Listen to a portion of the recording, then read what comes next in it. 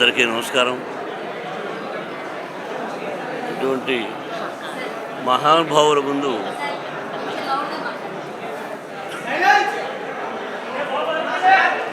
అమ్మా ఈరోజు నేను చాలా అదృష్టంగా భావిస్తున్నాను. సినిమా తీయడం, కన్నప్ప సినిమా తీయడం ఒక ఎత్తు అయితే, ఇంతమంది మేధస్సు, దేశం బాగుండాలని అనుక్షణం కోరుకునే మహానుభావులు వీడందరూ కూడా. మన దేశ భవిష్యత్తు, మనం భారతమాత బిడ్డడం, మన దేశ సంస్కృతి ఈ జనరేషన్ కూడా చెప్పాలి అని వాళ్ళు అహర్నిశలు తాపత్రయపడుతూ ఉన్నటువంటి మహానుభావులు. ప్రజలు బాగుండాలని దీనికి కంకణం కట్టుకున్నది మన భారతదేశ ప్రధాని మోడీ గారు. ఇది మన అదృష్టంగా భావించాలి. నేను కన్నప్ప సినిమా తీశాను, 10 రోజులు అయింది. ఎలా ఉందని చూసిన వాళ్ళందరికీ తెలుసు. అత్యద్భుతమైనటువంటి చిత్రం ఇది. శ్రీ కాళహస్తీశ్వర మహత్యం, దూర్జటి మహాకవి రాసినటువంటి చిత్రం. ఈ చిత్రాన్ని వాళ్ళతో నేను చూసి వాళ్ళ అమూల్యమైన సలహాలు సినిమా అయిన తర్వాత మీకు తెలియజేస్తారు.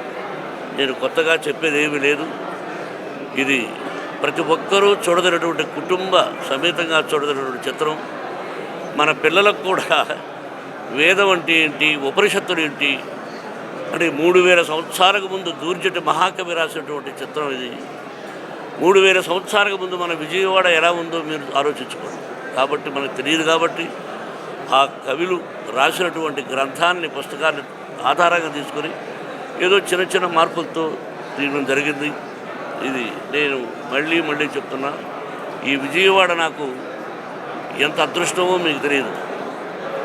భక్తవత్సలం అనే పేరును ఇక్కడే విజయవాడలో నా పేరు మోహన్ బాబుగా మార్చారు మా గురువు గారు దాసనారాయణరావు గారు.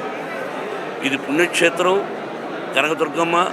అలాగే ఈ సినిమాలో అర్జునుడు తపస్సు చేసినటువంటి స్థలం ఇంద్రకీల ఇక్కడే ఉంది.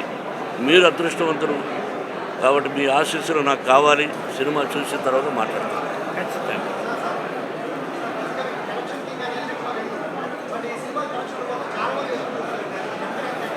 నేను సినిమా చూసిన తర్వాత వాళ్ళతో, ఇప్పుడు ముఖ్యం వాళ్ళకు సినిమా చూపించాలనే ఉద్దేశం.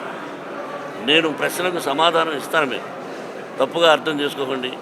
ఒకసారి వాళ్ళందరితో వాళ్ళని ఇక్కడ పెట్టి వాళ్ళందరినీ ఇక్కడ పెట్టి ఆ పూలమాల నేను వేసుకోవడం కూడా నేను కొంచెం ఇబ్బందిగా ఫీల్ అయ్యాను. అది పెద్దవాళ్ళు వేసుకోమన్నారు. ఇది మళ్ళీ చెప్తున్నా, ఈరోజు నాకు అదృష్టమైన రోజు.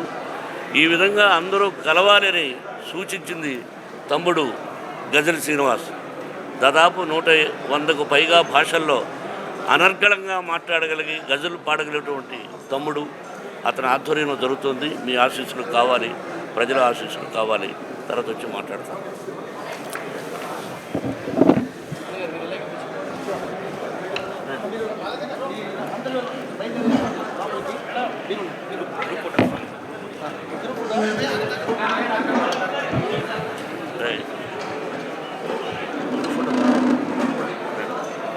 అమ్మా 2